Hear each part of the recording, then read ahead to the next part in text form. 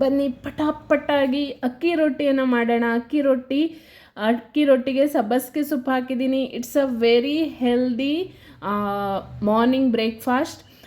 ಈ ರೀತಿ ಮಾಡಿ ಅಕ್ಕಿ ರೊಟ್ಟಿಯನ್ನು ನಾನು ಡಿಟೇಲ್ ಆಗಿ ಡಿಸ್ಕ್ರಿಪ್ಷನಲ್ಲಿ ಹಾಕಿರ್ತೀನಿ. ನಾನು ಆಲ್ರೆಡಿ ಉಂಡೆ ಕಟ್ಟಿಟ್ಕೊಂಡಿದ್ದೀನಿ. ಅದಾದ ನಂತರ ನಾನು ಈ ರೀತಿ ಪ್ಲಾಸ್ಟಿಕ್ ಕವರ್ಗಳನ್ನು ತಗೊಂಡು 2 ಪೀಸ್ ಮಾಡ್ಕೊಂಡು ಇಟ್ಕೊಂಡಿರ್ತೀನಿ. ನೀವು ಕೈಯಲ್ಲೇ ತಟ್ತೀರಾ ಅಂದರೆ ದಟ್ ಈಸ್ ಆಲ್ಸೋ ಓಕೆ. ನಾನು ಈ ರೀತಿ ಮಾಡ್ತೀನಿ, ತುಂಬ ಚೆನ್ನಾಗಿ ಬರುತ್ತೆ.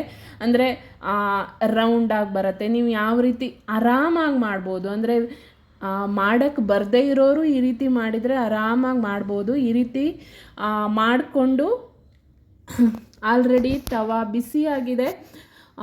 ಅದನ್ನು ತವಾದ ಮೇಲೆ ಫಸ್ಟ್ ಎಣ್ಣೆ ಹಾಕ್ಕೊಂಡಿದ್ದೀನಿ. ಎಣ್ಣೆ ಹಾಕ್ಕೊಂಡು ಈ ರೀತಿ ಲಟ್ಸಿಟ್ಕೊಂಡಿರೋ ಅಕ್ಕಿ ಹಿಟ್ಟನ್ನು ಆರಾಮಾಗಿ ಬರುತ್ತೆ.